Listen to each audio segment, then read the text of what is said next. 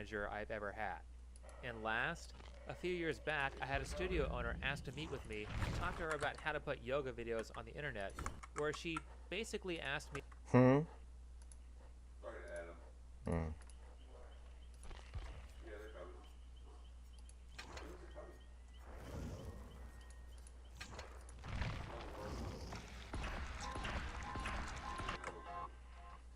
Mr. John, Yeah. what do I do if my DPI randomly skyrockets? Like, it just. One day I turn my computer on and my DPI is like 800 times faster than normal, but it says it hasn't changed. There you go.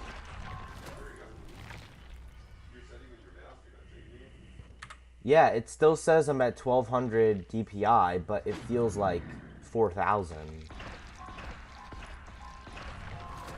a bug between your mouse and the software. Bless you. Well, I looked up a video on this mouse and it said just uninstall and reinstall the mouse software, and I did That's what I that, would agree with. and it's still not working. So is it like a Windows thing? Windows is basically saying one thing the mouse is saying, another it's multiplying the effect inside the game. When in doubt, unfortunately, you gotta reinstall everything. I'm sure it's down to one setting that's in the game that you're playing. The problem is this game is not very sophisticated. I don't know. Its only controls is it's a percentage mouse sensitivity. That's the only thing in the controls. You can invert the mouse if you want, but other than that, the only controls is the sensitivity and the graphics and how loud the game is. It doesn't have a lot of settings. I think they were right out. That's really all you got. But like I said, somewhere that setting's being saved. And they're probably multiplying each other. Have you tried this on your mouse, making it lower? Yeah, but it still doesn't feel right because I don't know what the equivalent to my normal sensitivity would be. Did you go into Windows and do the mouse settings there? I went to mouse settings. And you could change the pointer speed? Yeah, but I don't know what my old sensitivity would be. You kinda just gotta play with it until it feels right.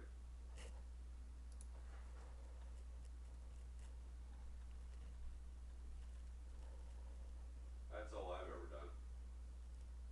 Rather than choosing a number, you know?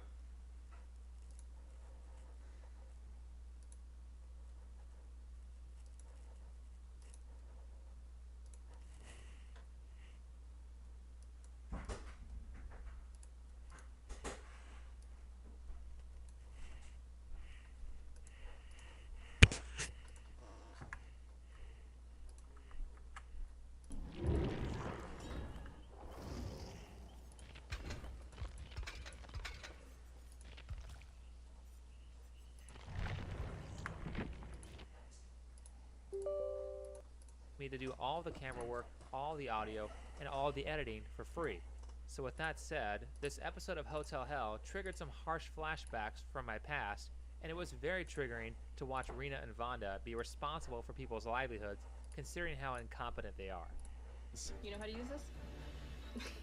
So they have been working at a hotel for months, and they don't even know how to use the cash register. Let me repeat that. They have been working at their business for months, and they don't know how to accept money from their customers. What do you do? I'm seriously still confused what my role is here. I feel like What? I don't You understand. own the place, you don't know what your role is. Maybe that's just because they haven't had any actual customers, so they haven't had to do any real work yet. I can't imagine why nobody wants to give them business. Is that mold in there? I What is wouldn't be that? surprised if it were mold. This is a broccoli cauliflower. Right. Get you a new drink. Thank you. Thank you. So sorry. Taste it. Just a small bit. Look. I would not spend my money here at the restaurant. No. I think the food sucks. You don't see that as a giant red flag? You are expecting people to pay you for food that even you wouldn't eat. When you start a business and you don't have any customers, you don't just sit around all day and wait for people to show up. Your job, until people start paying you, is to spend every waking second trying to turn your business into something people want to spend money on. But they aren't adult enough for that. I mean, they are 27 and 32, and their mommy still cooks their meals. How many times a week do you cook for your daughters? 7 days a week. Those babies need to grow up. Jeez. Imagine dating one of them. And ladies, I say this as someone who cooks all of his own food. Cooking is not that hard. Hell, Gordon Ramsay has his own YouTube channel where you can learn how to cook for free from a world-class chef. But I bet that most of you don't even know how to keep a knife sharp. Cleaning isn't that hard either. Do you know how easy it is to clean mold out of a refrigerator? Some bleach in about 5 minutes will keep that thing clean for months, if not years. They aren't even doing the basics. I mean, certainly, Daddy purchased the hotel for only 300 grand, so he probably isn't going to be able to afford to refurbish all 36 rooms, but you don't have to do that. In a business situation where you don't have the money to dot all the I's and cross all the T's, you need to focus on the highest priority things that people care about. And it turns out that most people don't care about all the bells and whistles. Even with YouTube, a lot of people think you need to have phenomenal editing to run a successful channel. I can assure you that it does not matter how well you can edit if your content sucks. So with a hotel, if you show people a nice, competent staff who know the area, if you show people amazing food, if you show people spotless rooms, they will attend your business. And those things are nearly free compared to what it would cost to remodel the entire hotel. However, the sisters are too busy blaming all their problems on their staff instead of trying to figure out what their customers want. Why is this hotel in such a state? We have a lot of problems with the staff. It's so hard, Gordon, to just repeat myself. What are the problems? Rudeness, unprofessionalism. There is a chronic disease here of complaining and bitching. So we've got a big problem with the staff. Yes, we do. You're welcome for the jobs. You're welcome for the tips. You're welcome. You're welcome. A key sign of a terrible manager is that they don't realize that they set the culture of the business. They determine how their staff acts, and they even determine what kinds of customers show up to their business. If there is a chronic disease for complaining and bitching, that's the manager's fault. Where do you think the staff learned that behavior was acceptable? From the manager. Everything here is just a projection from Rena and Vonda. They say their staff is rude, and they say their staff is unprofessional. Well, do you think that not knowing how the cash register works is professional? If your staff is rude to you, it's because you're rude to them. And the great thing about this show is that we get to hear both sides of the story. So let's hear what the staff has to say about Vonda and Rena. How would you describe the owners? Vanda is borderline sociopath. The other one, I don't know. I can't describe her. She's never here. I want to tell Gordon if things don't change, nobody's going to be here. The Calumet will close. The two owners. Do they know that you can run this place? No, we are all incompetent to them. Wow. What frustrates you most about the two sisters? Vanda's a micromanager. She's very cynical. She doesn't even get up off her ass and help if it's busy. She doesn't care. And Rena is a pansy. Can't stand that. Well, their general manager hates them. That probably has nothing to do with the fact that they demoted her, the only competent employee, and took her place. That's a problem. They should have been kissing their GM Mandy's ass until they learned every facet of the business and then took over, instead of arrogantly swiping the position away from her just so they could have a fancy title. Who's the most assertive out of the sisters? Vanda, because Rena's not here. No. How committed are they to running the business? Don't care. I think they look at it as like, well, I own it, so we can do whatever we want. Sleep till 3 in the afternoon, keep the bar open till 5 in the morning. I mean, how do you respect somebody who does that? Oh, no. I used to love my job, and now I hate it. I can see what's not working for you. And the owners. Great. Your waitstaff and your chef hate you too. Do people work hard and give their all to people they hate? No. So you shouldn't see their behavior as a shock. Also, there's something here that particularly bothers me about the huge entitlement of, we own this business so we can do whatever we want. No, you can't. You came into something that was already established, and you have other people's lives at stake. It's your job to keep them employed, not to act like arrogant children. This hotel is not some collector's item your daddy bought you so you can show off to your friends. Real people work here. And what an insult to the customers who have worked their hard jobs only to mistakenly waste their money at this business. So let's start with yours. I'll tell you, the room was very disappointing. We look for historic buildings when we go places, and this was just a shame. It was like it was neglected. It was run down to the ground before we purchased this place. And about we're 10 for years? 10 years. You've got to stop blaming people. Nobody cares about the condition you bought the hotel in. Hell, a lot of the complaints were simply about the ugly wallpaper. All you would have to do is tear the wallpaper down, repaint the rooms, and change the linens. Maybe redo the rugs too. All of that is extremely cheap, and when you look at the makeovers that were done, that is literally all they did. With the exception of maybe the rug, all of that can be learned on YouTube for free and be done without professional help. They could have been doing this instead of drinking all night or taking a 3-month vacation because things got too hard. Would any of you come back to stay here? Absolutely not. Not one of you. Well, that makes sense, considering that this is how they respond to criticism. I'm not going to tolerate disrespect.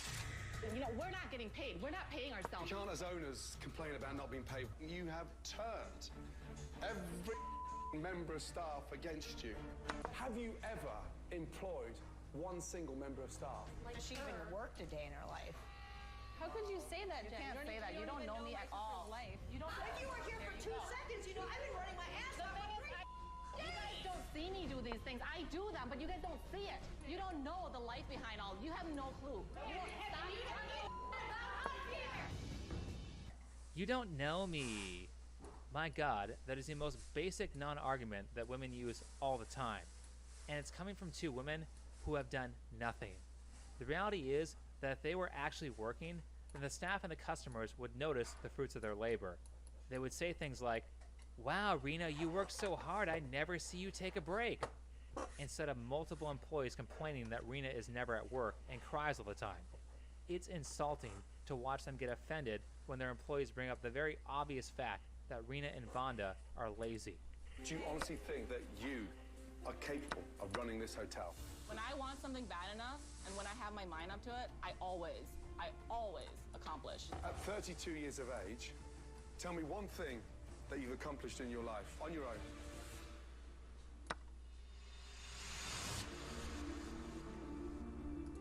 I worked when I was 14 at a fast food place.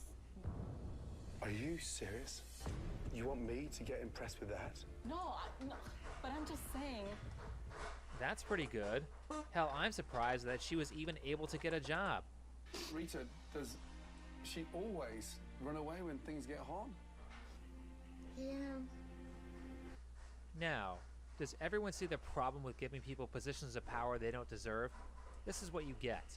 A bunch of entitled, arrogant children who don't care about the lives they are destroying. And there are many examples of this in today's society. Hell, there was one that just went viral. I'm sure a lot of you have heard what's happening with Marvel. They picked up a bunch of writers who were obvious diversity hires, and those writers are tanking a business that has survived for 80 years.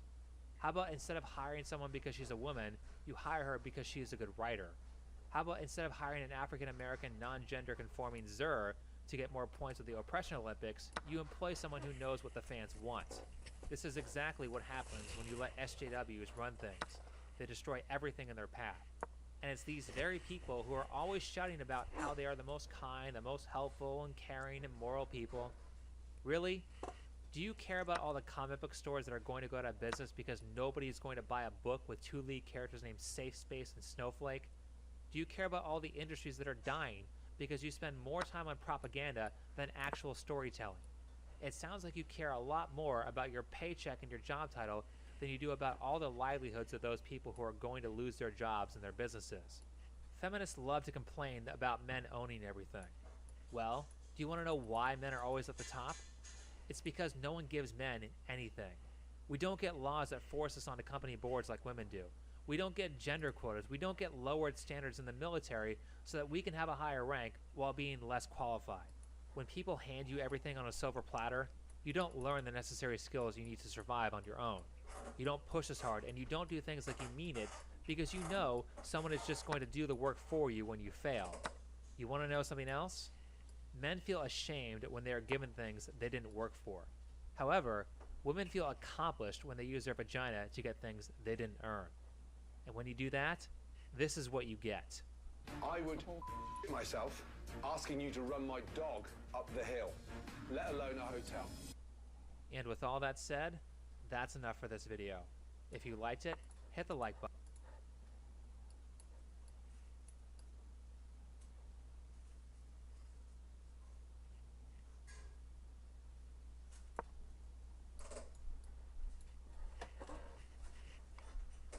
Hey, Sean. Sean. Hmm? Check this out. I call this the pre-wing crackle. What is this? It's wing, the stuff that the wings fell off with the sauce. Amazing. That is really good. Man, it's gonna be good.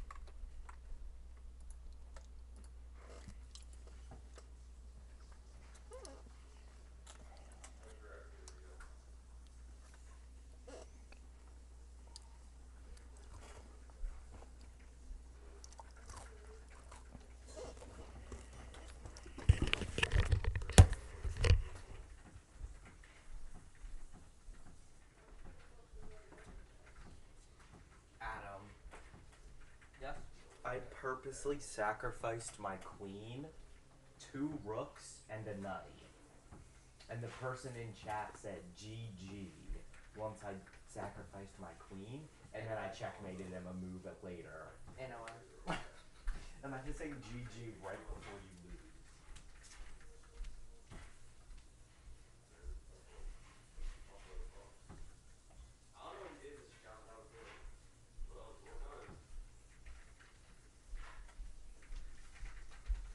He thought it was over because my queen was gone.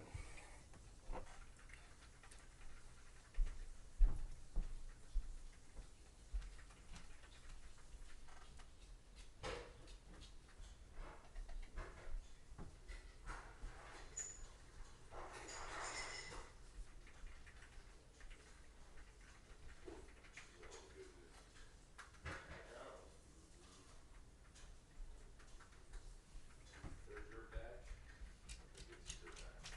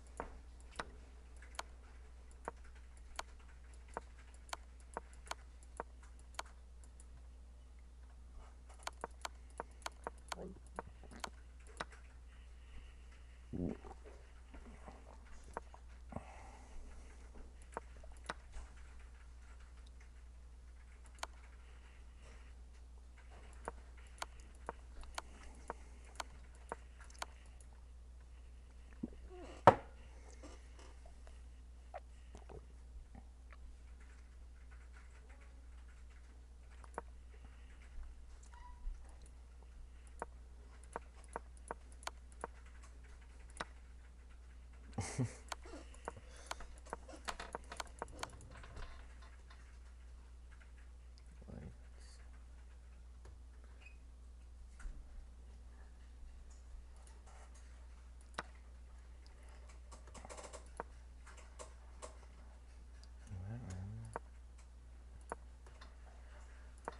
but what is...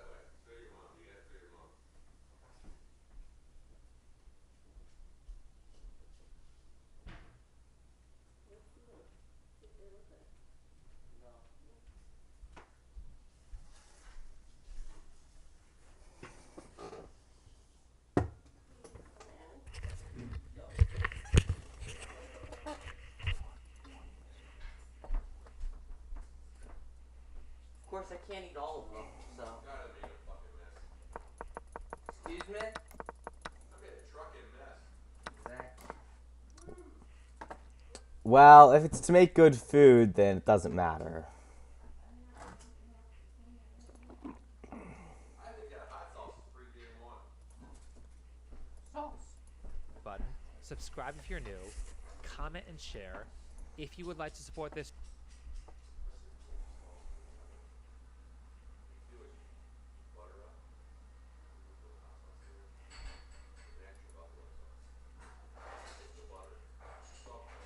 I'm Laura.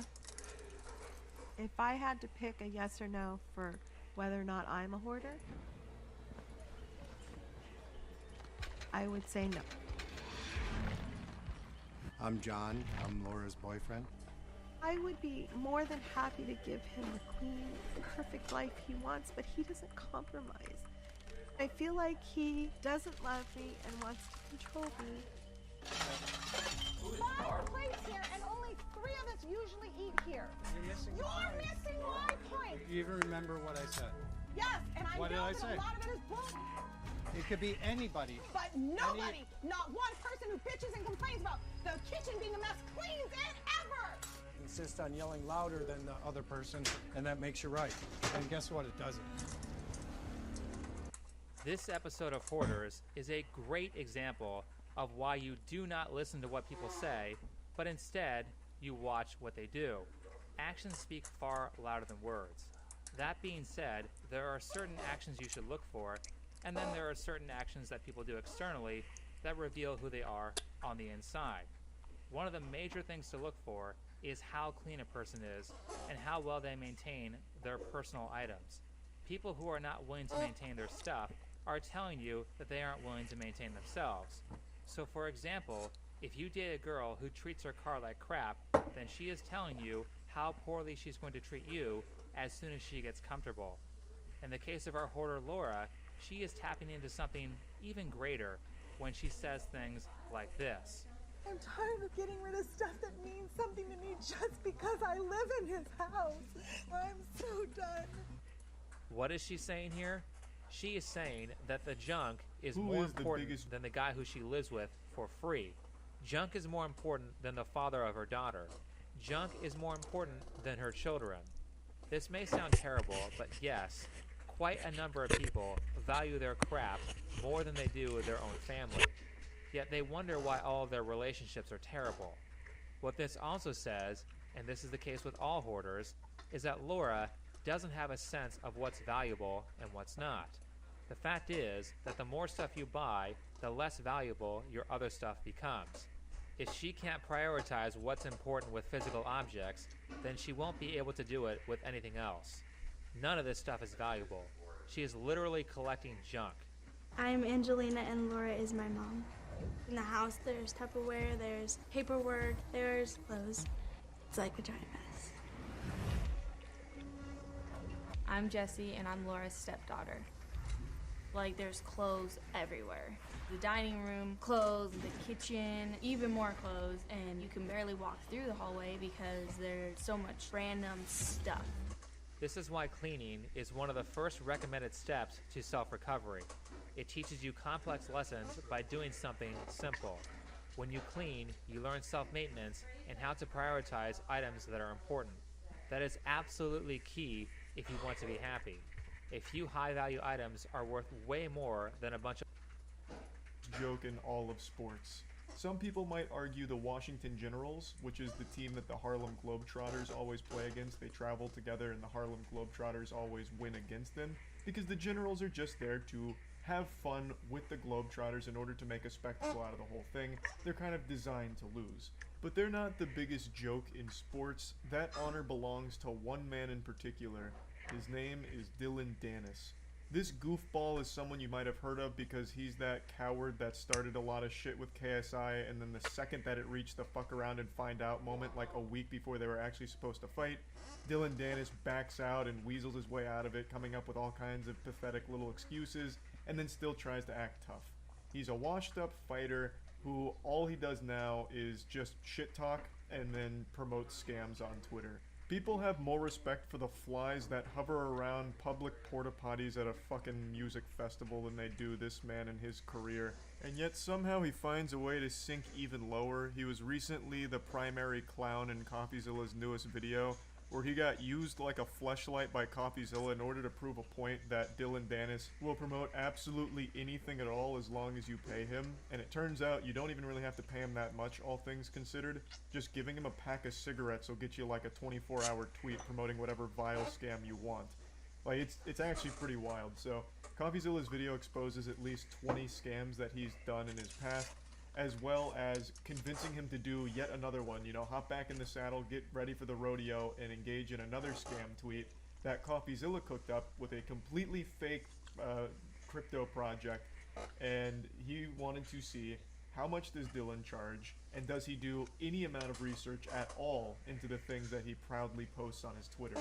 I know Dylan Dennis can't even spell research, so the answer isn't shocking. It's a no. He didn't bother looking into what CoffeeZilla was paying him to promote at all, because if he did, if he spent even 3 seconds, or even just like an iota of a thought given to the project, he would have immediately realized that it's not real and it is a scam that he's about to post proudly on his Twitter.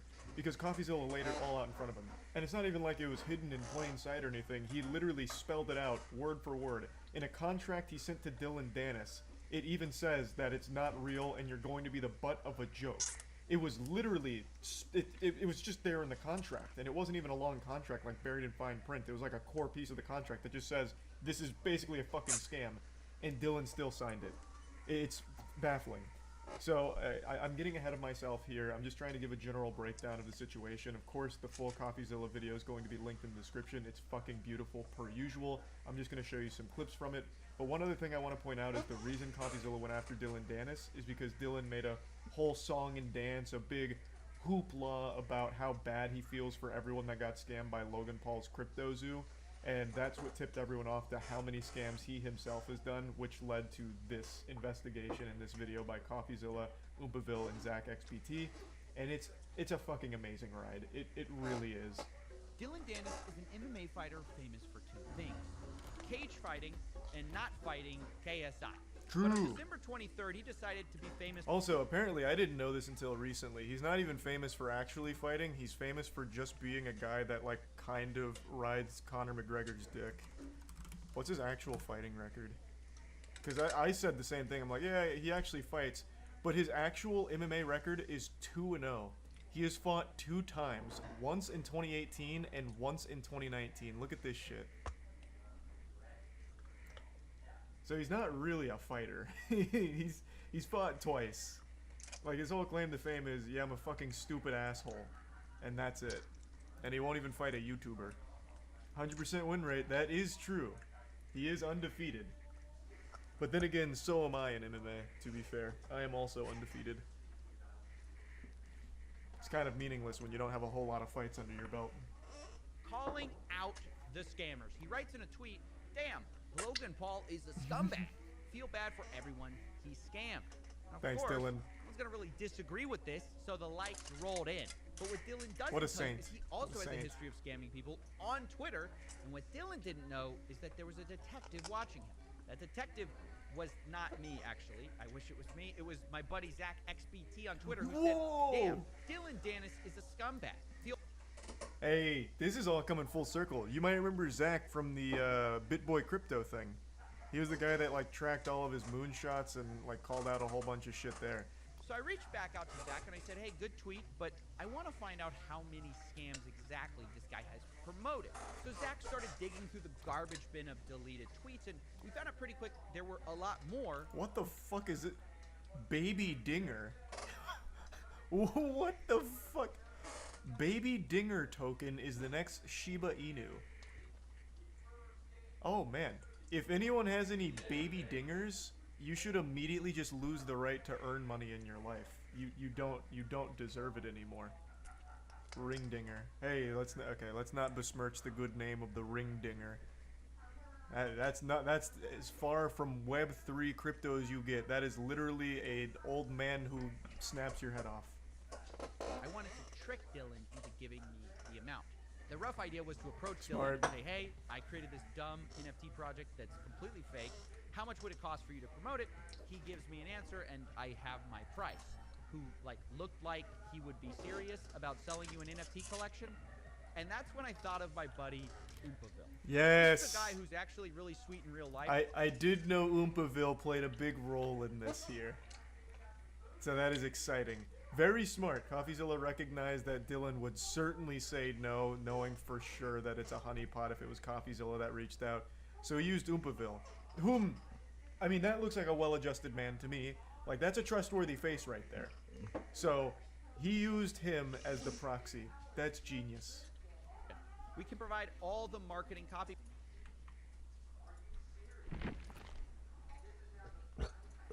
Please let me know as we're trying to launch Thousand wings. soon. Very good. Yeah. Mm-hmm. That was the sauce. The sauce? Yeah. The Like it? sauce is very good. I don't know. Too spicy?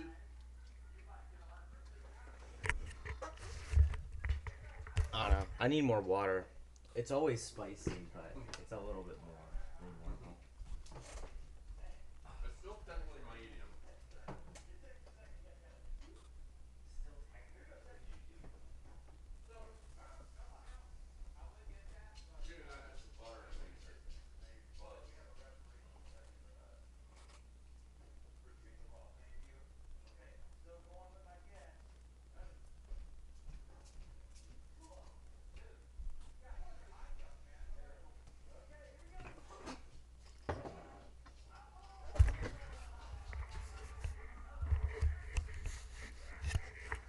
Website is not a real crypto NFT platform. Nothing in this video is a crypto or real NFT. So Yeah, you cannot buy obviously, crypto. I want for to be sure. super clear because Dylan immediately responds with, "Want to do a tweet?" And then I love this next part. What is it? I like the order of that. You know, like let's promote it, and then underneath it, what am I promoting? And it's at this point I realized It's secondary. This is not only my chance to find out how much Dylan gets paid for all these scam promotions, it's also my chance to test Dylan Dennis. In fact, to do this, I basically copied almost word for word CryptoZoo's white paper, saying the yeah, following. baby. Sour.gg may appear to solely function as an NFT collection, but it's much, much more. Sour allows users to earn sweet tokens that are openly traded via a yield that is based on the rarity of a given candy NFT. I'm gonna tell you.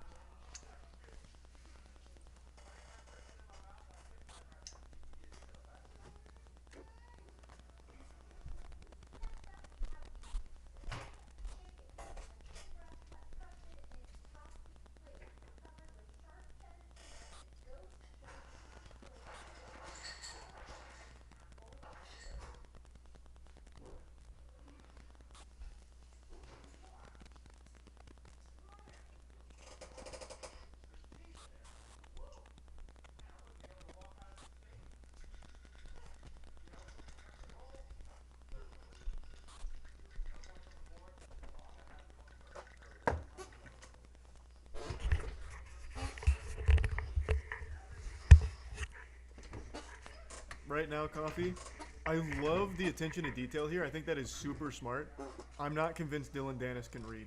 I think he might be illiterate.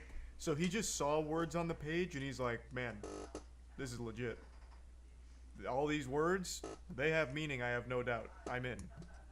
I'm confident he had no fucking clue what anything in that white paper said. But I appreciate you went the extra mile and set it up that way for it. Look out, adventurer.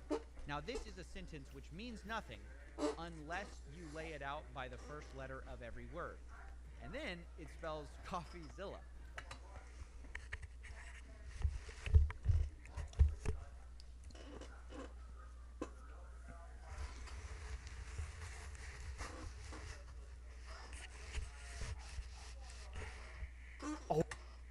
So don't say I didn't warn him.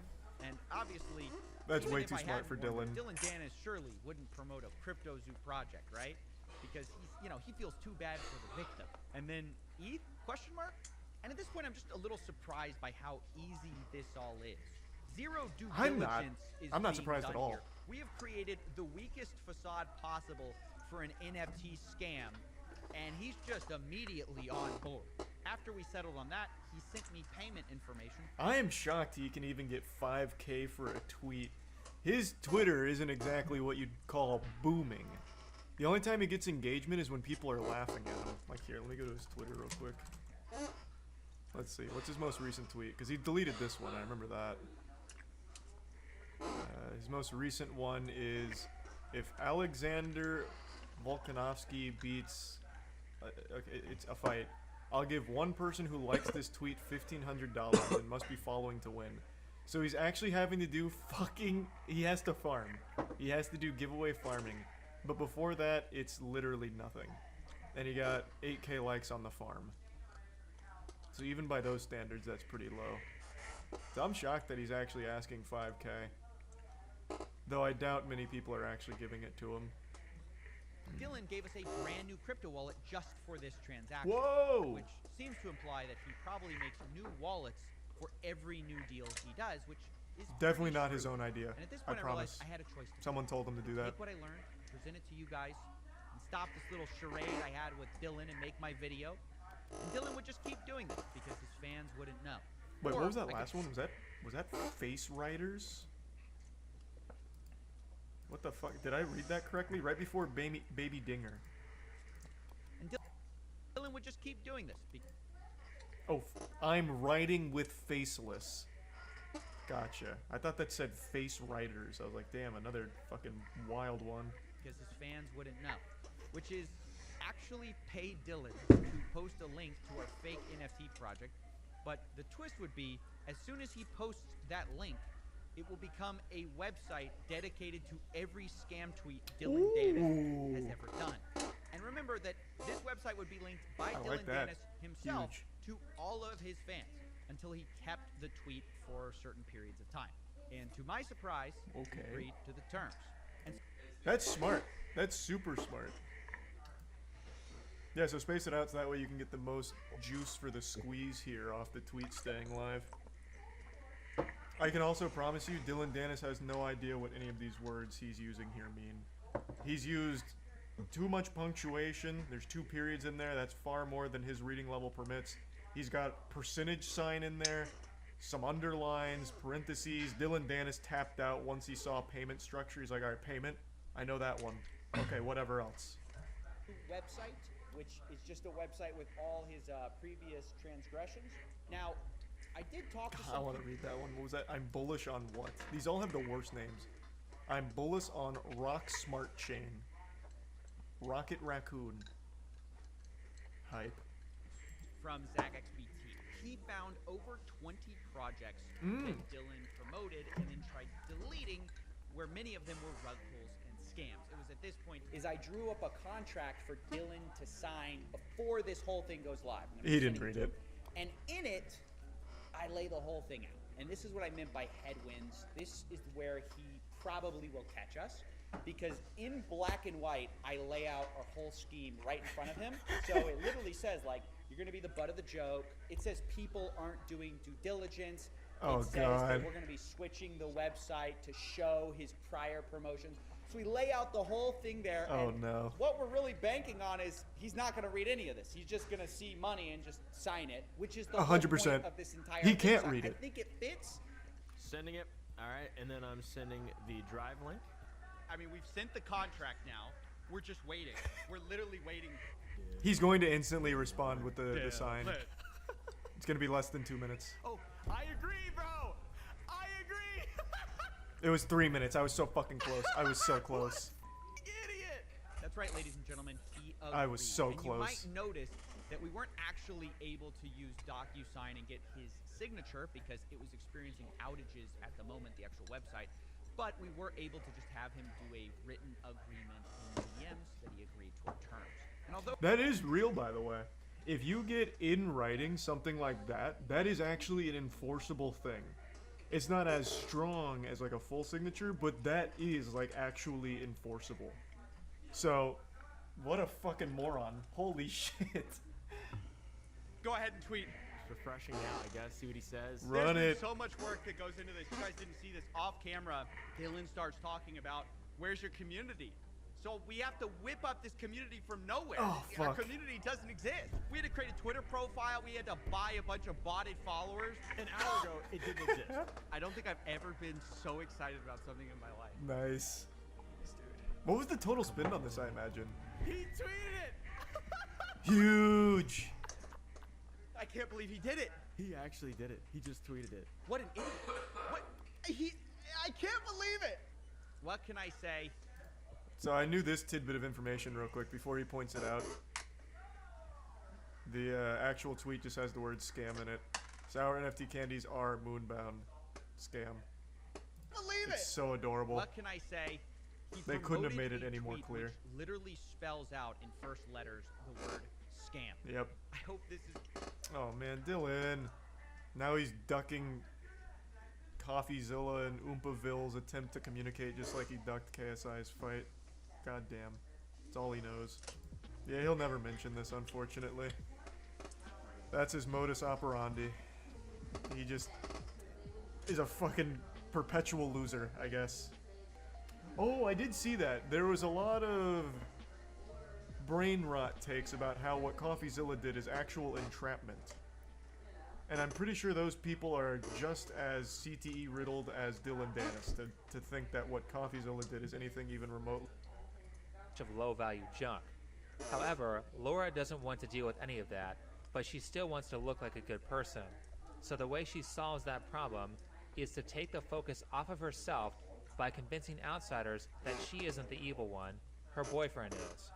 I kind of covered the living room to keep people out. Drunk people? Keeping them out. John, whoever was here to drink with them. And then I put this here because I got tired of people going through the stuff that's in there. So I just put stuff in front of it because then they can't get to it. And so who are you concerned is going through your stuff? John's daughter goes through Angelina's stuff, and he goes through mine. The steak was here when I got up in the morning, and the sink is full again. I just think any adult can just wash their own stuff and put it away. I feel like he doesn't love me and wants to control me. Do you not see the horns holding up his halo? Because they're there. Look at how bad John is. He's controlling, he doesn't clean his dishes, he drinks with his friends, and he touches my stuff.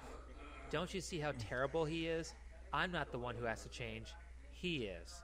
If he doesn't change the behaviors that got us here dealing with me, we're not going to get anywhere. Laura. He doesn't think that they're Laura, John is not your problem. Why? Laura. Understand that this is a really effective strategy of abusers. They will throw you off their trail by accusing other people of wrongdoing. However, if you know the trick, then it doesn't work. All you have to do is look at how Laura behaves. Laura has been a hoarder since childhood. Growing up, Laura's room was a mess. Always. So she has had this problem for a good 40 years and has never worked on it. What does that say about her personality and how she handles problems? I'm like a frustrated perfectionist. I can't clean until I can do it right or do it all in my time frame. This right here is prime behavior of someone who is not going to change. She is waiting for the perfect situation. I'm a frustrated perfectionist. I will only clean if I have the exact circumstances that I want. This is an excuse that a lot of people will use to not do something, but make it look like they're going to do something. I'm too fat. I'll apply for a job when I lose 40 pounds. Or they'll say things like, I'll do that after this thing happens. Well, the thing never happens, so they never end up doing what they said they were going to do. When people use this excuse, what it really amounts to is a fear of looking bad, so they are trying to rationalize a situation where they don't look like a fool. That's not how the world works. You don't get to escape sucking at new things or things that are difficult. If you aren't willing to look bad, then you will never be good at anything or have anything substantial. Clearly, Laura has this fear because every time someone makes her look bad by pointing out her evil, she deflects the blame. That action has destroyed her relationship with her family.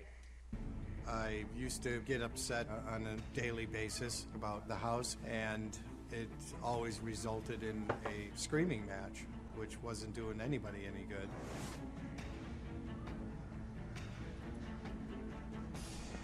Listen up, women. Men hate it when they work all day while you have been at home and they come home to a dirty house. Laura is a stay-at-home mom, and she has trashed her boyfriend's house where she lives for free. When he brings up the fact that she is a leech, she starts yelling. Go off what you say! You know why? Don't interrupt me! I don't have to listen to you. You're not my dad. I know, and you do the exact opposite. Because you piss me off and you're not my dad. So you and agree. You can't tell me what So you to admit. do. Spoken just like a teenage girl talking to her stepfather. Laura clearly does not think of herself as an adult. She has destroyed her relationship with her boyfriend John, her stepdaughter Jessie hates her, and she has taken over her daughter Angelina's room because she has filled her own bedroom with crap. Imagine being 14 and having to sleep with your crazy mom instead of having your own room. Yet Laura wants everyone to believe that she is Mother of the Year. Anybody that I know that has a perfectly clean house, I don't think their children are half as happy as mine. No one has ever questioned how much you love your kids. You really do. I'll question it. Good parents who love their children don't destabilize their family by yelling all the time and not contributing to the team. Actually, that's me being too nice. Not only is Laura not contributing to the team, she is bringing the team down. How are your daughter and your stepdaughter supposed to bring friends over to the house? If I was in high school and I brought my friend...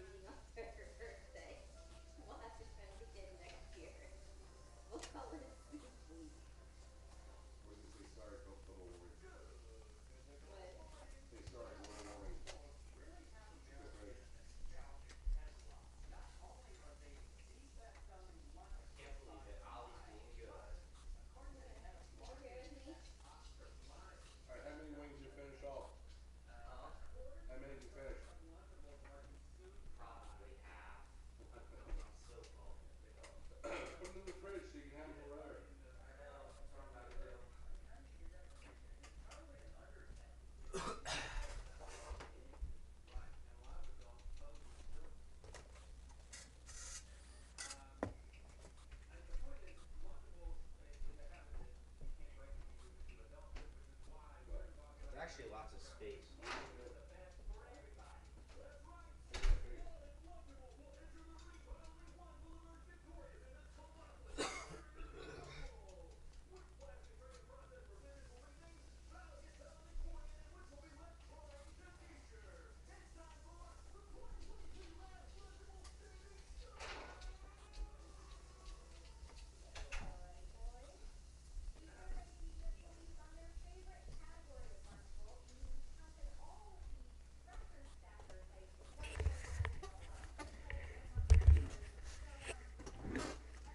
friends over to see this filth, I would be embarrassed out of my mind. She is putting all of that onto the children that she says she loves. The problems with Laura don't end there. They get even worse. But first, a message from this video's sponsor, Sandman. Zuck the cuck drinks water like a duck, but he also drinks your data. So tell him and Google to shove your data up their schwing-schwangs by downloading the Brave browser. It's free, blocks online advertising. Out. My 3 old 16 years ago, there was a change of custody. Check this out. About 16 years ago, there was a change of custody of my 3 older children when both fathers conspired with CPS to get custody away from me by using my home environment to their advantage. pay attention to the way she worded that. Both fathers, 3 older children. So wait, she has 4 kids by 3 different fathers, and she is the responsible one in the house? Her boyfriend John must have some real demons then. Angelina is her daughter with John, but she had 3 kids before him that were taken away by CPS. And again, pay attention to how she worded it. They conspired to get custody away from me by using my home environment.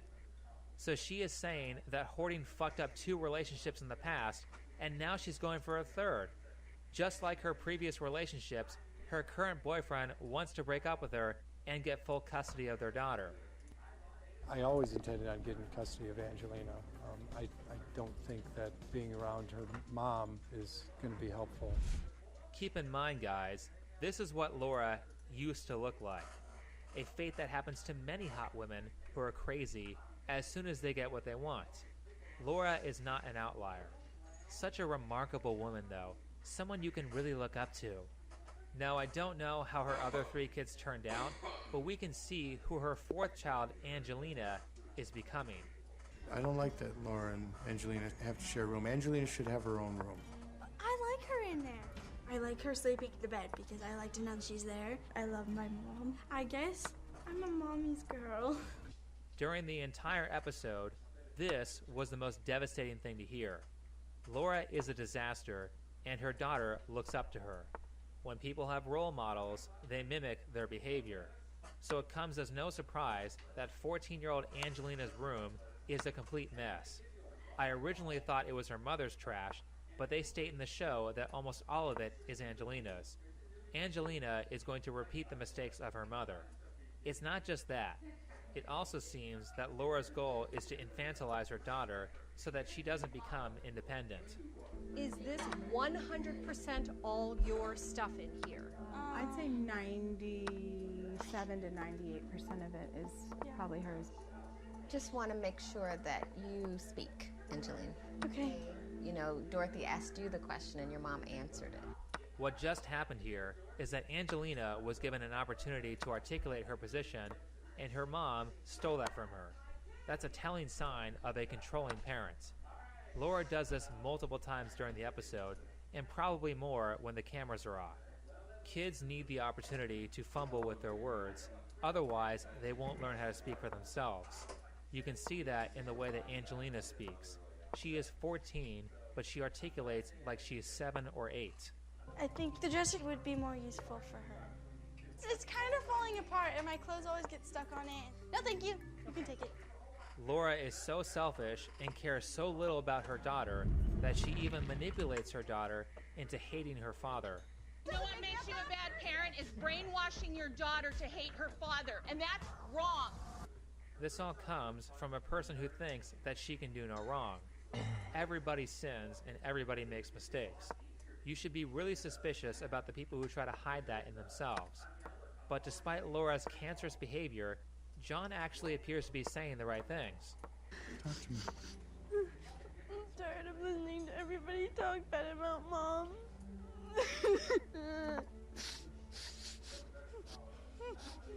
I know that's really hard, and you know what?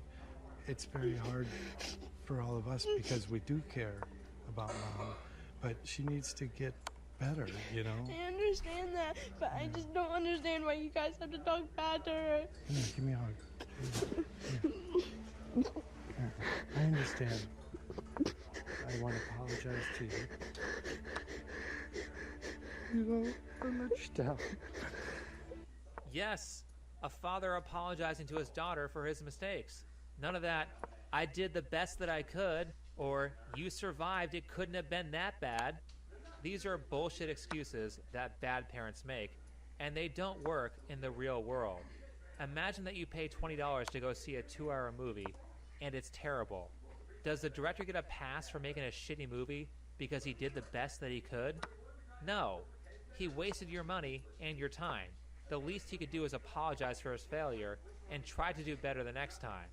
But you have so many bad parents out there who just make excuses instead of making changes. All that does is ensure that the parents are going to repeat the bad behavior and the kids are going to repeat their parents' mistakes. Nobody makes changes when they make excuses or feel that nothing is wrong. Well, that's how my parents parented me, so it must be okay for my kids. How about instead read a book? There are shitloads of them on how to parent. At least John here is starting to make the right decisions. Through his apology, he is showing that he actually cares about his daughter. I just felt that he understood how I was feeling this entire time a little bit better, and it made me feel better that he understood. He apologizes to his daughter for screwing up as a parent, and later makes a commitment to set healthier boundaries with Laura. Seeing this and the rest of the episode, it sounds to me like John was trying to play Captain Save-A-Ho with his girlfriend of 16 years when he first met her. You have this miserable, attractive woman who just got her kids taken away and she has no place to live. Don't worry, you can just live with John. Then it blew up in his face like these things always do. Maybe this metaphor will help you understand why you shouldn't try to save crazy women by dating them. Back in the day, until germ theory was popularized in 1880, people used to believe that diseases were spread by miasma, a toxic gas from being in a bad area. In this situation, the obvious solution is to remove that person from the bad air and they will become better. How do you find out where the good air is? Well, you go where people aren't sick. So you would take a sick person and put him in the clean air where people are healthy. What happens then? The sick person gets all the healthy people sick. You don't make sick people healthy by putting them around healthy people. It is far more likely that the sick person will make all of the healthy people sick. And that is exactly what Laura did with John. Their family is in complete disarray because of her lack of cleanliness. The only places in the house that were clean were places that she couldn't go. Cleaning anywhere else would be pointless. So how did this all turn out? They cleaned the house, and John and Laura decided that they were going to break up. John said that he would pay for 2 months of storage for her belongings and allow her 1 month to find a place to live. Happy ending, right? No. Changes for people like Laura are extremely difficult. My guess is that most of the hoarders on this show don't change once the filming is over. At the end of the episode, the month had passed and Laura had made no effort to move. I did some Google searching and I found them on an episode of Dr. Phil 2 years after the 2015 episode of Hoarders. Their situation is even worse. Jessie became a teen mom / future single mother at 18, and Laura still lives in the house with no job, and now her hoarding is worse. Not only is she hoarding junk, she is also hoarding animals. I guess child abuse wasn't enough, so she had to throw in animal abuse as well. Laura was also caught abusing Jessie's child by force-feeding her when the child refused to eat. Seeing that Laura has no money of her own, John is also partially responsible because he won't say no and kick her out of the house. She probably guilted him into letting her stay. If you have invited a person like Laura into your house, then you can't be a spineless wimp when it comes time to kick them out. This entire episode of Hoarders is why you don't play Captain Save-A-Ho. You will not make these women better, they will make you worse. The reality is that it takes an entire team of people to cure an addict like Laura. For example, if someone is a severe alcoholic, it takes a medical team and a hospital to make sure they don't die from the detox, a rehab team, a 12-step program with a sponsor, a psychologist, and maybe a psychiatrist just to give them the chance of getting better. And then those problems become even more difficult if they have multiple addictions. You as Captain Save-A-Ho are not going to be able to fix that. You don't have the experience to help her. Attempting to do that will only end up making both of you worse. The best thing you can do for an addict is to not put up with their shit and point them to professionals if they want help. That is all you can do. But with that said, I think that will be enough for this video. So if you liked it, hit the like button, subscribe if you're new.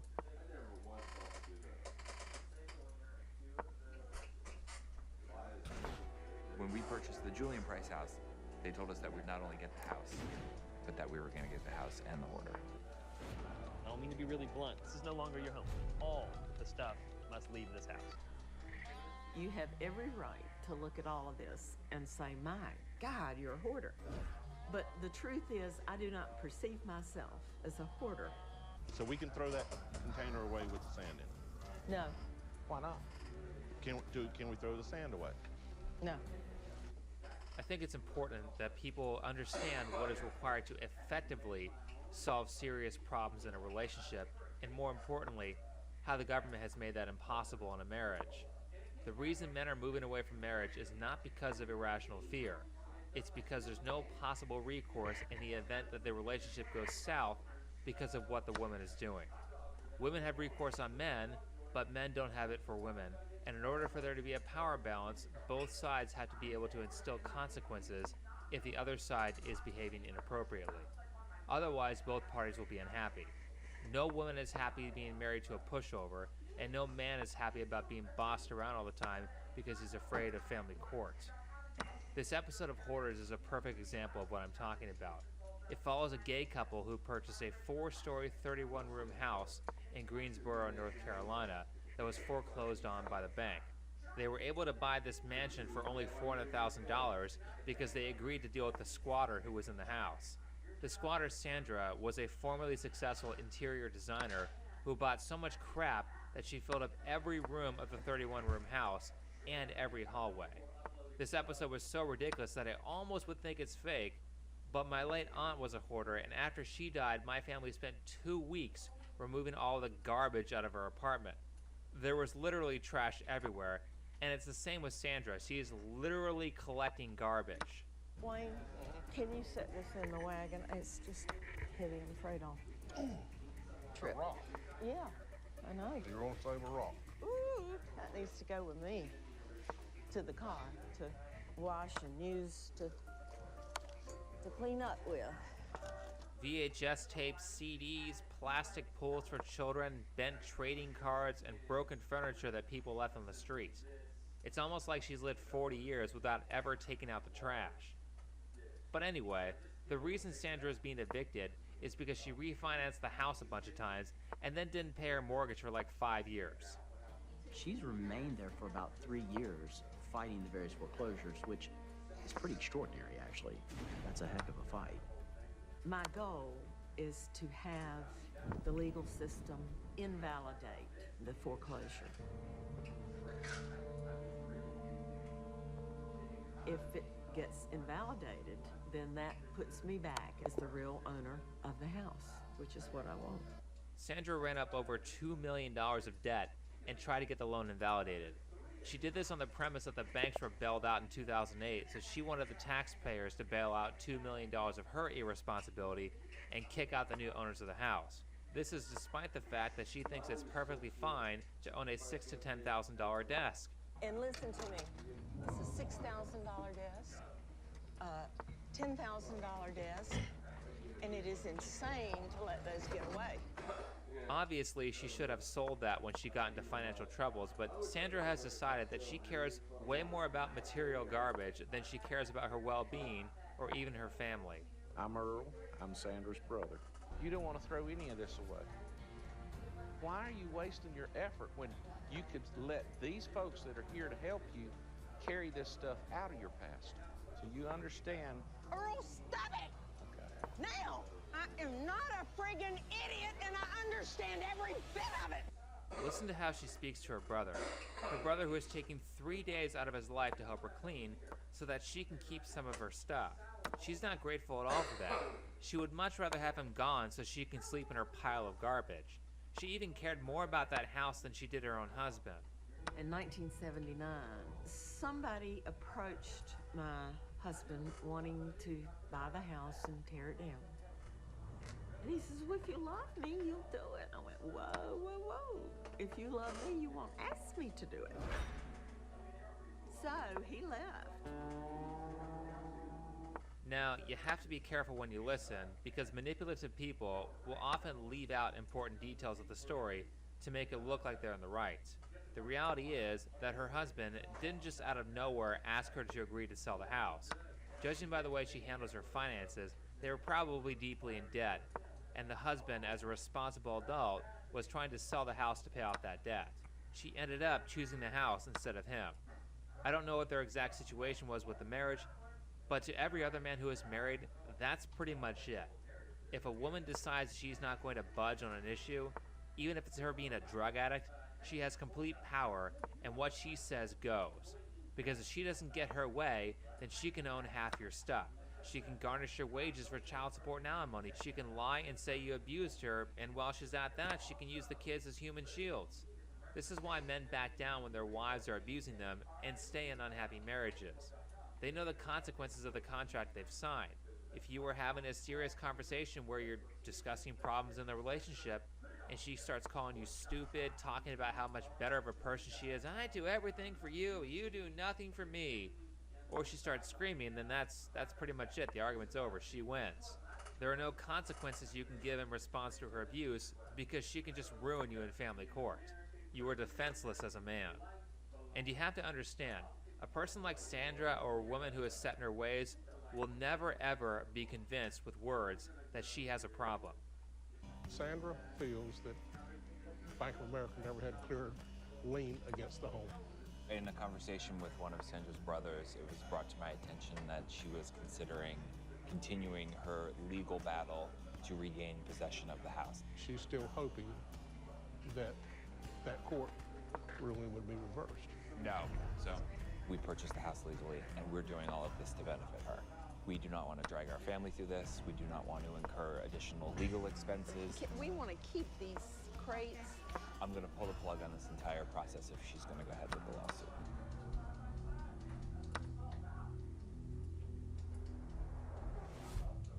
I'm asking the bank to admit they had no right to foreclose or sell the property. That's what I'm asking for. But if you win that, you've essentially undone everything that's been done. We have a trial in February 27th, and I go to court Wednesday. You've just cost me $200,000 in legal fees. For what? To defend myself. To now go to the bank and defend themselves. Only if you want to do that. So I would have bought a house that I no longer own, that you've just potentially taken back. We brought all of this in here to help you. Wait. Sold it for you so you have money. He's trying to maneuver me into positions that will keep him where he is right now. The house is his and me out of here in 2 more days. I guess we're not saying it clear enough. Like maybe it needs to come out of your mouth. This has to end. Despite that she made a bunch of terrible choices with money, despite that her house was purchased by someone else after it foreclosed, despite the fact that these guys were nice enough to allow her to keep her stuff, even though they owned it, they allowed her to keep her stuff, pick out the things she wanted, sell the really valuable stuff at auction for her, and she's still trying to sue to keep the house. She's perfectly fine with costing the owners, Eric and Michael, hundreds of thousands of dollars when they are trying to help her. They could have just thrown all of her stuff in the trash. Why is she treating them like that? Because she's getting what she wants. The only way to get her to listen is to take that away, which they did. They threatened to tell all the workers to trash all of her stuff instead of letting her keep it or sell it. Now, with a marriage, a man can't do that. If she is a drug addict or a hoarder and she can lie well enough, then she can get the courts to force you to pay for her addiction, claiming it's for the children. As a man, you can't say no. The government forces you with alimony and child support to enable an abuser. I mean, look how bad this all is. Look how little she cares about other people. She had 3 days to remove all the stuff off the property. After the second day, she stayed up all night so she can pull all the items they threw into the dumpster and put them out in the street so it would be off the property line. And that created a blockade. She had nowhere to take it, and I fully believe that she intended to leave this stuff there on the street and camp in front of it in her van. This is about finding you housing and making you some money. What's the most important thing to you? I don't have a need for housing at all. May we please take that off? No, you do. You living in that van right there. You do have an issue for me. Does she think people want that? Does she, as an interior designer, think that people want a homeless lady in a car full of trash with 2 dogs and a pile of garbage behind her camping out in front of a $500,000 home? Does she think the neighbors want that? Well, they didn't, because one of them called the police, and that phone call resulted in the most gratifying scene in this episode of Hoarders. She had until 4 p.m. to remove all the stuff off the street, and she missed it by a lot. So the city took their little claw and crushed her crap as they lifted it into a dumpster. Let's watch. couches, pictures, vases, picking them up and dropping them into trucks and smashing them. People on the show seem to be upset about it, but I thought it was a very fitting punishment for the harm she caused the owners of the house and society with her frivolous lawsuits. Now, Sandra didn't start out like this. She was a top-tier designer where at one point people would wait 2 years to have their houses designed by her. Then she got sued by one of her customers for doing a botched job. After the lawsuit, she probably got into financial trouble because she lost her business. Her husband wanted to sell the house, but she refused, so her husband left her. From there, she just kept spiraling more and more downward with no one keeping her in check. Even though Sandra is a severe case, the reality is that with enough trauma and with enough loss, anybody can do some pretty self-destructive things. When those people start down that path, the only way to get them to stop is to begin removing your support and begin removing your attention. The only time Sandra ever listened to anyone in that episode was because people gave her negative consequences for not listening. Look at it this way. She remained in the house that she wasn't paying for 5 years. She only left that house when the police forced her off the property after it was sold. She threatened to continue the frivolous lawsuit to keep the house, but stopped when the new owners threatened to throw her stuff in the garbage.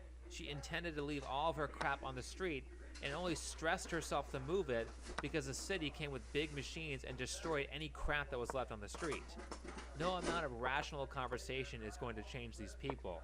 So if you are in a marriage where your wife is out of line, there is nothing you can do. Let's say she wastes all the grocery money on a new handbag. What are you going to do? You can't withdraw financial support. That's financial abuse. And if you piss her off enough, she can just divorce you and have the government force you to pay her. This is why so many marriages are in the toilet and why so many men are unhappy. And by the way, without these checks and balances, the women aren't happy either. Do you think Sandra is happy going unchecked, letting her life spiral out of control? No. She is a former aristocrat who is now homeless, living in a van filled with everything, therefore nothing is valuable. Look at those crazy eyes she makes. Look at how she treats people. She is miserable. She got sued once a couple decades ago, lost her business, broke up her marriage, and then just gave up. If you're in a marriage where your wife gives up, then there is literally nothing you can do except prepare for financial disaster. It's really kind of sad. I've watched several men in my life go through it. Recently, I watched one of them gain a good 100 pounds in the past year because of the stress his crazy wife puts on him.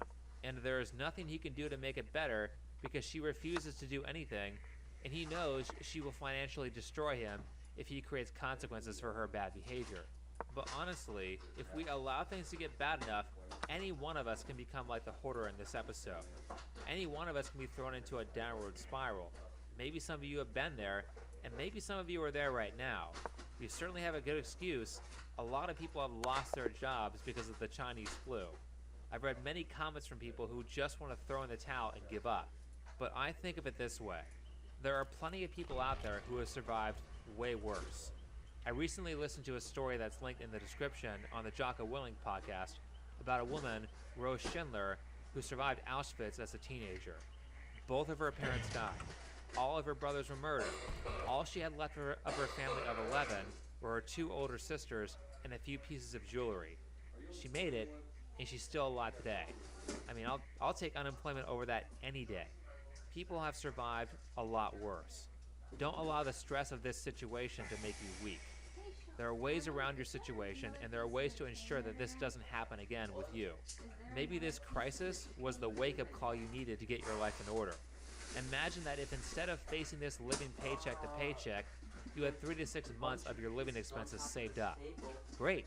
Have a nice little vacation, watch some Netflix, play some video games, read a book, who cares? You're doing fine. If you didn't do that this time, make sure you're ready for the next time. Or think of it this way. Maybe losing your job was just what you needed to take a chance at something better. A lot of people get complacent, they get comfortable, and they just sit where they are. This could be a good thing. So instead of giving up, think of ways out. Otherwise, you'll end up miserable like Sandra. But if you sit down, you focus on it, you think about it, you put all of your attention towards it, you get frustrated about it, you're going to think of something. There are plenty of things out there for you. Give it time, and you'll figure it out. But that's enough for this video. If you liked it, hit the like button, subscribe if you're new.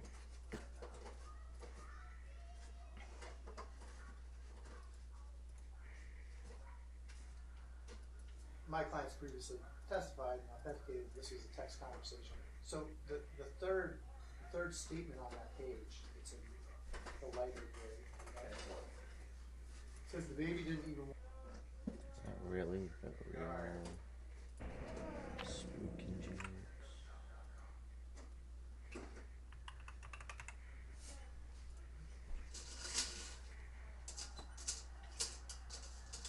Come to TurboTax and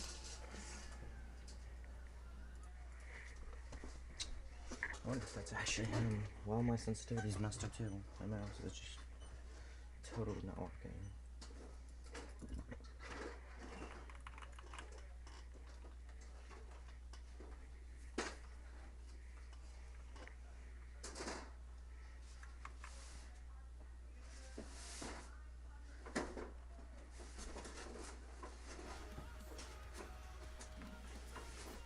Oh, hi, Rip. I think it is. I'm excited for the new Nickelback cover.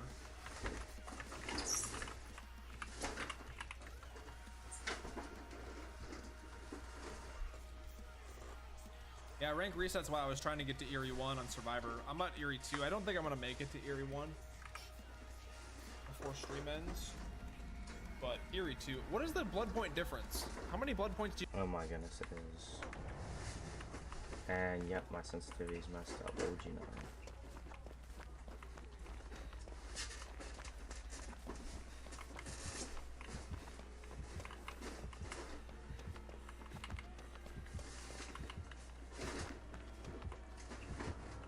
Feels choppy too.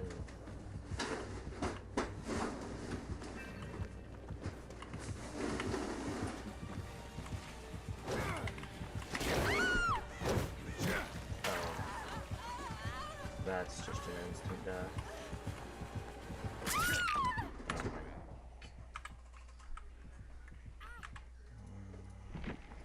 Yeah, I can't play that.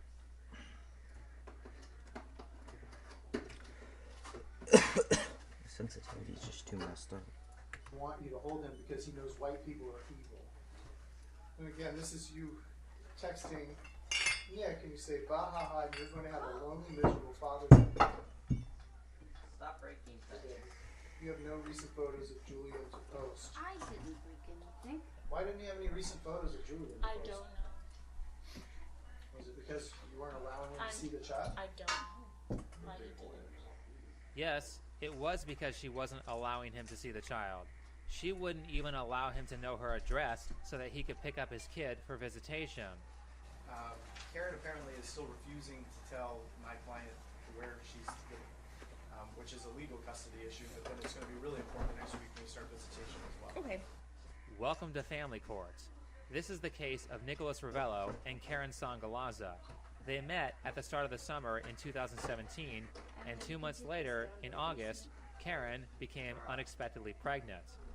As of the 2019 court date, Karen is a 23-year-old part-time waitress who lives in Las Vegas with her parents, and she is going to college for political science. Karen spells her name with an E instead of an A, but nonetheless pronounces it as Karen. The baby's father, Nick, is a 34-year-old professional poker player. That may sound extravagant, but in reality, he only makes about $1,800 a month, which in a lot of states is less than full-time minimum wage. Nick survives mostly off a trust fund and an aunt who pays for his rent. So to be fair, he has problems too. However, that does not mean it's okay for Karen to continue to harass him, make up false allegations, and to refuse to let him see his child. I'll get into all of that, but first, a quick word from this video's sponsor, Sandman. Howdy, partner.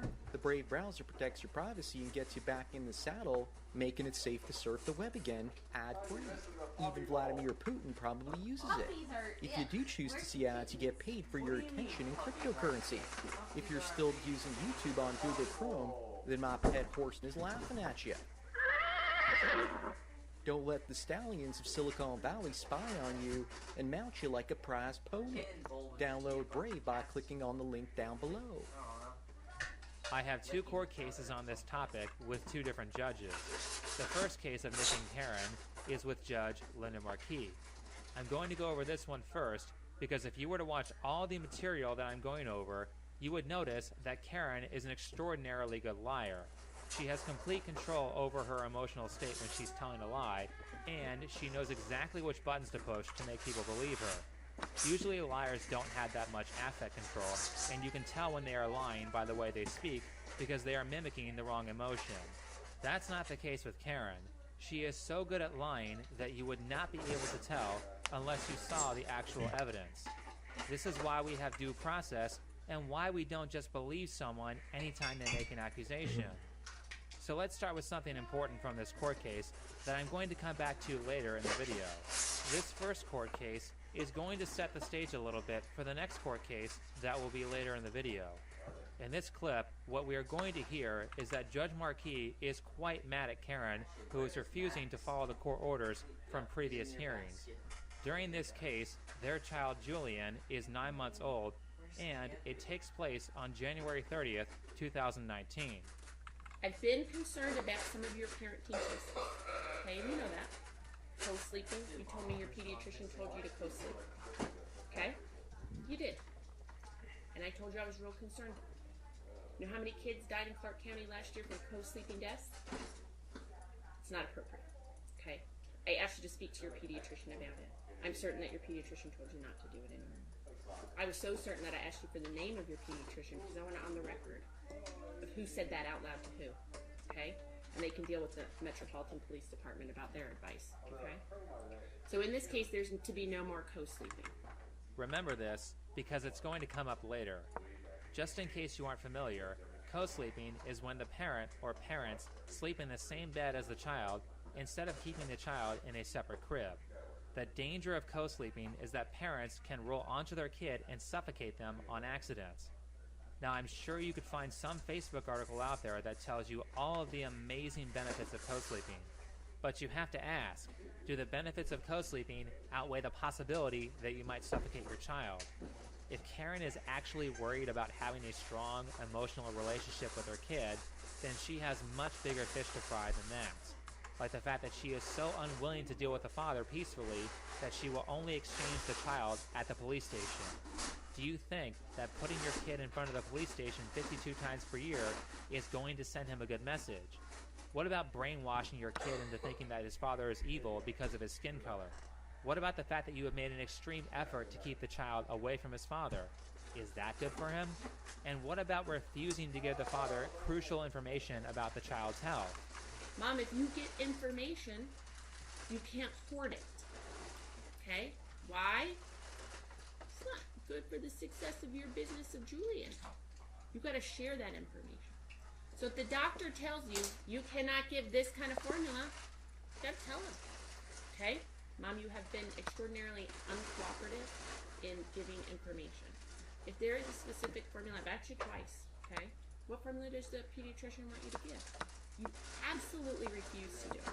Absolutely refuse. I asked this question. It was an issue for me last time. I've been to the pediatrician since then, and I got nothing else. We're taking your lead here. You're not being a good leader, okay? Because you're not giving the troops the information. So we have proof that she doesn't care about her child. Basically what was happening here is that Karen is so resentful at Nick that she is putting her child in danger just to spite him. Her whole argument is predicated on the idea that, because of the father, this is the most unhealthy 9-month-old the world has ever seen. He has allergies, he has eczema, he has diarrhea, and he has a constant diaper rash. She said that her son has allergies because Nick fed him baby formula. Well, the reason Nick feeds his son formula is because Karen doesn't provide him enough breast milk. Her excuse was that she cannot pump 5 days of breast milk for the duration of Nick's custody. Can't or won't. In the case that you can't make enough milk for 5 days straight, wouldn't the most feasible thing to do be to pump breast milk every day and just drop it off? Again, we are told by Karen that she is the most concerned parent in the world.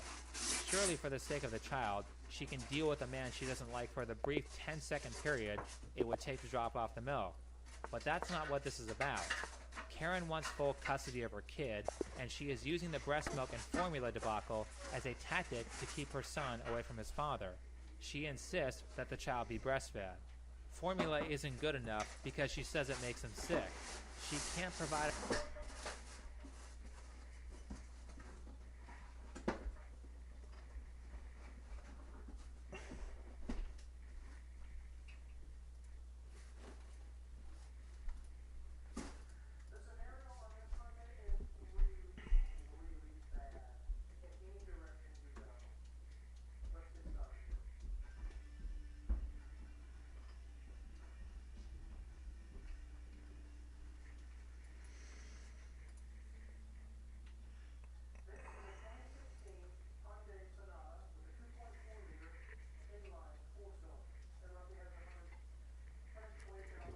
enough milk for the duration of Nick's custody, so the only way to resolve this is to give her full custody. That, and she flat out tries to accuse the father of starving the baby just to get back at her. Projecting much?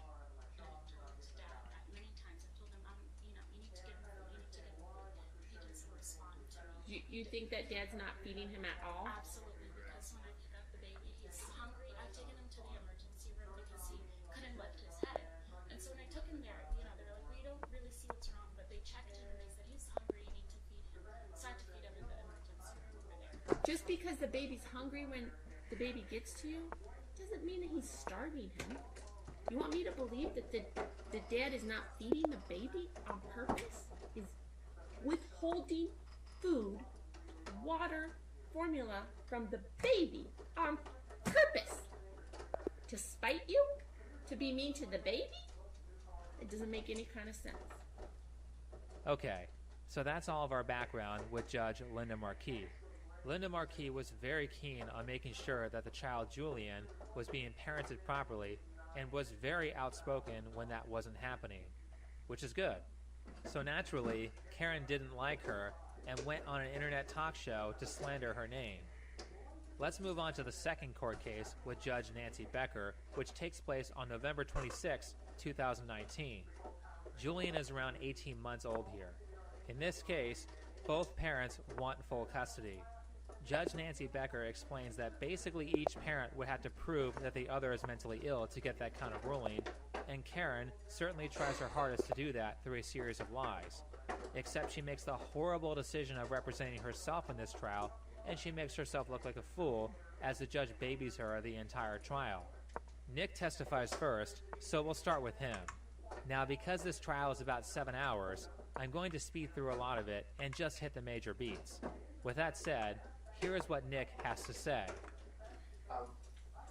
After Julian's birth in April of 2018, how would you characterize the relationship between you and his son? Abusive. For the 3 days we spent in the hospital after he was born, she didn't sleep, and neither did I. I was staying awake to allow her to sleep, and she verbally abused me for 3 days straight, including threatening to leave me off the birth certificate. Did she leave you off the birth certificate? No. So you are identified as Julian's father 100%? I'm definitely his father. Nick starts out by saying that everything was great right up until the baby was born. Everything was fine, they got along, and he even drove her to the hospital to give birth. The second the baby was born, Karen's demeanor changed. Hopefully some of you who have been watching this channel for a while know that people's personalities don't just change instantly and become bad. They were like that the whole time.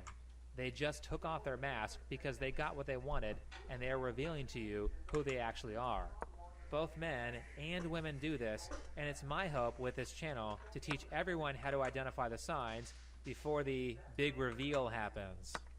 Even though this channel's focus is on female abusers, some people in the comments say that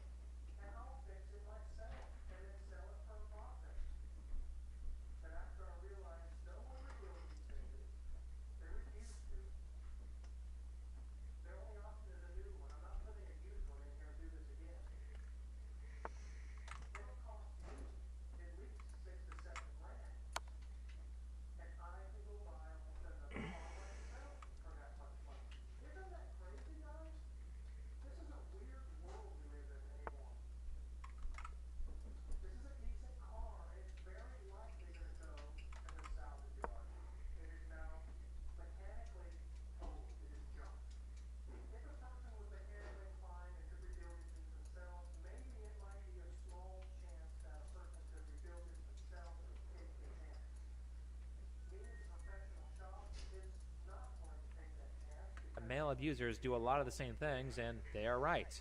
So use your brains and figure out where this stuff might apply if you are dealing with a male abuser. Clearly, Nick missed the signs and found out too late. Where did Julian first live when he was born? I wanted him to live at our apartment with myself and his mother, but her family insisted that they go to live in North Las Vegas. And they put him in their car and left without our consent.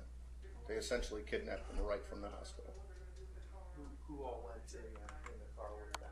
Her mother, her father, and her, and the baby. Pardon me? Julian's mother, Karen. Legally speaking, I don't believe this is technically kidnapping, but you get the point. Side note, when Nick says from us, he's speaking about him and his family who were there, not him and Karen. So Karen and her family took the child away from Nick, and he didn't get to see his son consistently until his son was 9 months old. After this clip, when Karen cross-examines Nick, she brings up a DUI charge that he got back in 2016 before they met and accuses him of currently being an alcoholic. Nick claimed that he has since stopped drinking as much since that event and only drinks about 5 beers a month. I believe him when he says this because, as the judge aptly points out at the end of the trial, Karen provided no evidence that he had a drinking problem. No drunk texts, no recordings of him being drunk when he picks up the child, and no repeat offenses. This is not the behavior of an alcoholic. Alcoholics cannot control their drinking, and if he was in fact an alcoholic, she would have at least one example of this, if not many, especially if she's looking for any reason to take custody away from Nick. She then tries to bring up some criminal charge from 12 years ago that the judge ruled out because it was over 10 years old. Again, no repeat offenses of that crime. And on this point, because I hate cancel culture and cancel culture loves to bring up things that someone did forever ago, everyone, you have to give people room to grow. Just because someone did something bad once 12 years ago doesn't mean they will always be bad. If you give them no chance to make amends, then all you are doing is telling them to not get better. Because no matter what they do, they will always be perceived as a bad person. People need to be given credit when they do the right thing. This is why, a month ago or so, when Pokimane apologized, took responsibility for, and offered to make amends for trying to cancel It's a Gundam, I wrote a post praising her apology. That was the right thing to do. When people receive the punishment, take the responsibility, and don't repeat the behavior, they get to be back in everyone's good graces. Otherwise, you are saying that no one can ever do anything wrong, which is basically saying that everyone is a bad person. Anyway, the rest of Nick's testimony is unimportant, and most of his witnesses don't really say anything interesting, except when Karen cross-examines this witness and she says this. Did you ever get a background check to become a babysitter? Was not a professional babysitter, so I don't see the relevance as to whether or not he got a background check. Most babysitters who are not professionals and sit for their friends don't get bankruptcy background checks. So. Remember, she said that because her whole point was to suggest that Nick and everyone he brings around his son is a terrible person. But here's something interesting. This is a testimony from her father, Clever Sangalaza. He spends his entire testimony saying that Nick is drunk 24/7 with zero evidence and says that Nick is unemployed, but he goes to the casino all the time. Yeah, that's because the casino is his workplace. He may not make a ton of money playing poker, but he makes more than your daughter does. He's not unemployed. Anyway, during cross-examination, this is revealed. He felt very comfortable. Oh, he felt very comfortable. Oh, yeah. Okay. Was that before or after your son Barrett threatened him and told him that he had a gun? Barrett never threatened him. Okay. Never threatened him. So you don't recall having a conversation with Nick, reassuring him that Barrett was just all talk and he didn't actually. No, I never had a conversation with Nicholas. No. Okay. But Barrett has a pretty lengthy criminal history, correct? No. No. No. So Barrett has been arrested numerous times, correct? No. And has he been arrested more than once? I don't know. Okay. I don't know. You're aware that Barrett has been arrested as recently as this year? I don't know. For a weapons charge? I don't know. So if he was released on house arrest to your address, then that was an error. He doesn't live there. He doesn't live at my house. You expect me to believe that your son has a record of multiple arrests, including a very recent one, and a release record to your house, but you don't know about any of that? You're a terrible liar. So Karen proclaims that anyone who is around her child must have a background check, yet she lives with a violent criminal who is on house arrest. Do we see how she may not have the child's best interests at heart? After her father, Karen's mom goes up and she says that the child has all these different illnesses because of Nick's parenting, yet provided no medical evidence to actually prove that. Then, Karen testifies and we find out why she is really acting this way. Let's listen. I mean, at the time, I barely even knew the plaintiff that well. I didn't know anything about him. He had told me a bunch of things, which later on were proven to be untrue in terms of what he does for a living, and just him in general. Like, I didn't know. It was so early on.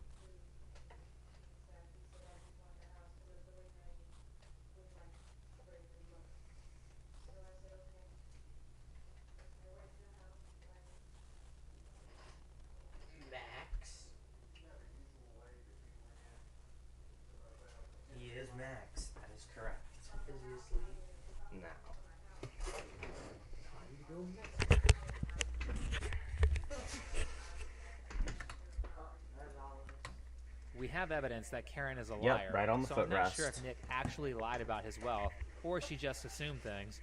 But take a second to look at this from her perspective. She is 21 in 2017, and she meets this guy who is 11 years older than her. Red flag, by the way. People who get into relationships with that grave an age difference tend to have all kinds of problems. But she meets this older guy. Surely by 32, he has everything figured out. He has a house in Wisconsin and an apartment in Nevada.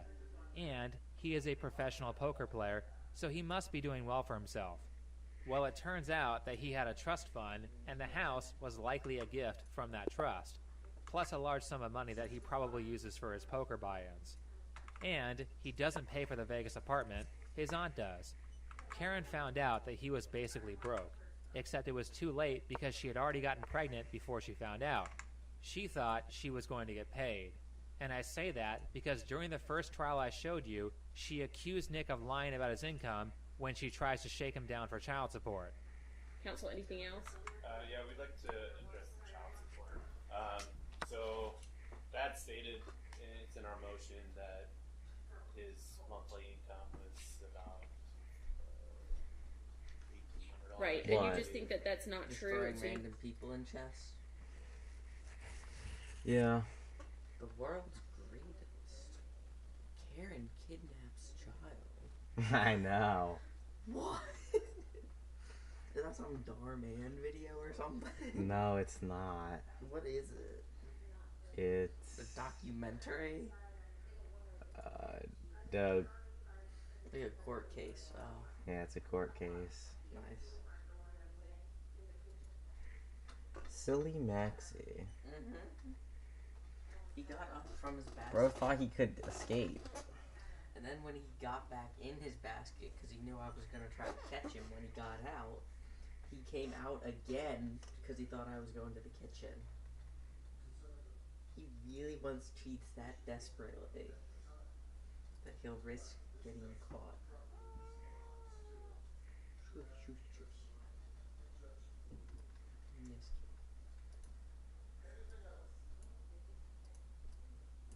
Nope.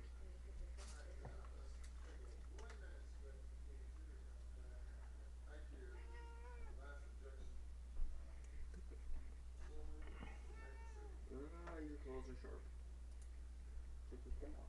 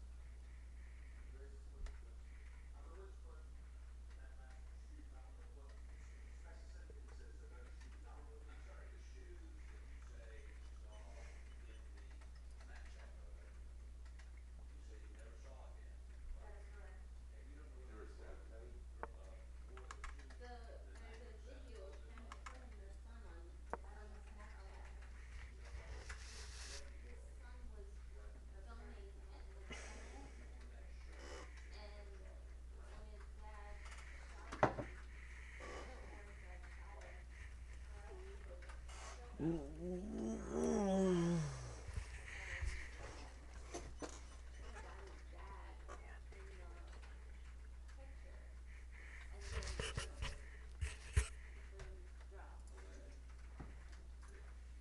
want him Correct. to file a new one? Correct. I don't believe that's true.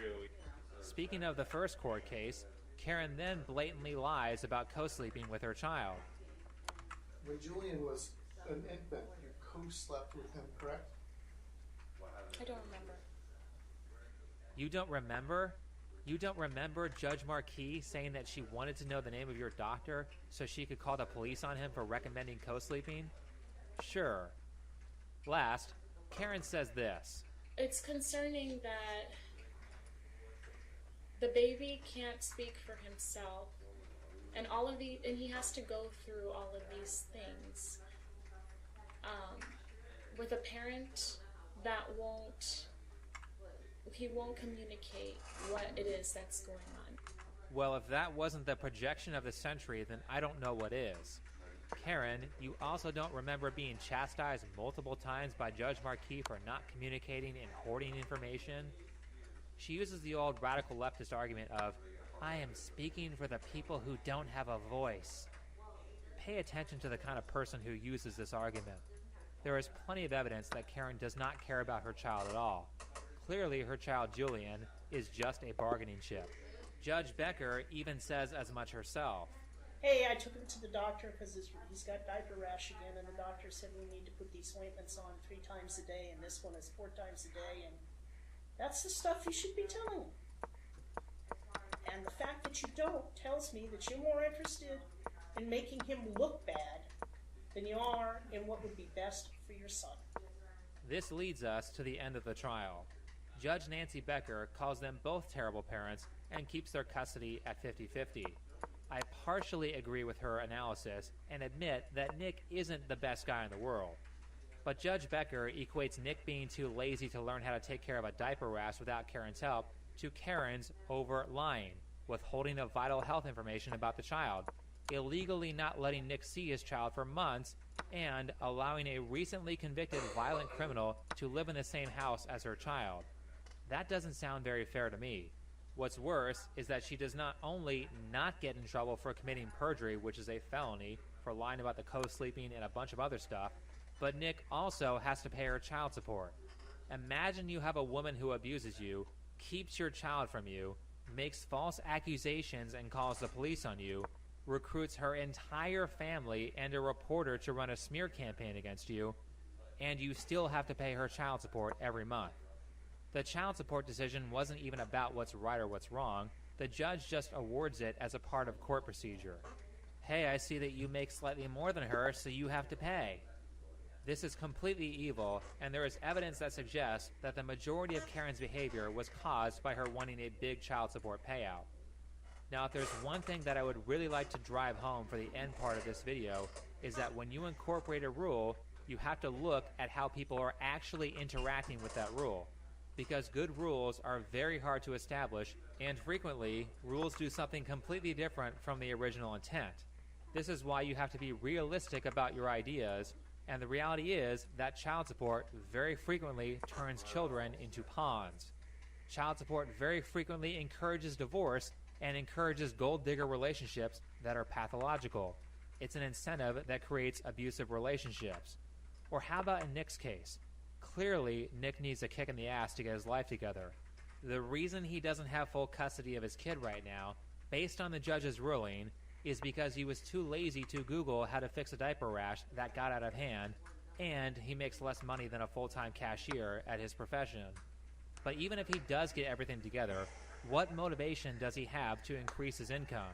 He knows that the minute he makes more money, Karen is going to ask for a reevaluation of child support, and that money will be taken from him.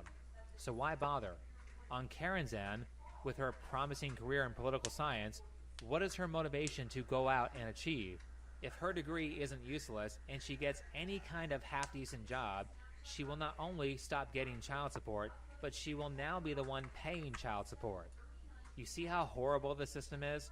It demotivates both parents. That's not even including some of the ridiculous payouts that some women get when the husband is rich, because she has to live in the lifestyle that she's accustomed to. Anyway, I thought this trial was a fantastic bit of reality TV and well worth watching. If you want to see it, I put... You never see it coming. It could be bad timing, bad judgment, or just bad luck. But in an instant, your life changes. Our first case in point involves a late night, too much partying, and a fateful encounter. Now, what happened that night between a beautiful young woman and a man she didn't know would raise all kinds of questions about truth, justice, and what it takes to do the right thing. That's a really odd way for ABC to frame this story. See, what I think when I hear what happened that night between a beautiful young woman and a man she didn't know is, okay, this is going to be a story where she was victimized. But that's not what happened. What really happened is that a man was falsely accused by a woman and he went to jail for 4 years. However, ABC's framing of this story would have you believe that she was the victim, not him. Listen to this. Bjorni Pagero is a quiet, somewhat vulnerable soul. She's only 27 years old, but she's already been through enough challenges and tragedy to last a lifetime. See, they're trying to make the villain look like the victim. She's a quiet, somewhat vulnerable soul. She's only 27. Only 27? That's a full-blown adult. They also say she has been through some challenges and has had a tough time, which makes what she did okay, right? Now keep in mind that I've spoiled the ending for you so you can see this report honestly, because ABC has not yet told you that this woman put a man in jail for a crime he didn't commit, and they're withholding that information so we will sympathize with the false accuser, Bjorni. Then, by the time they reveal how much of a criminal she is, you won't be so critical of the horrendously evil act she committed.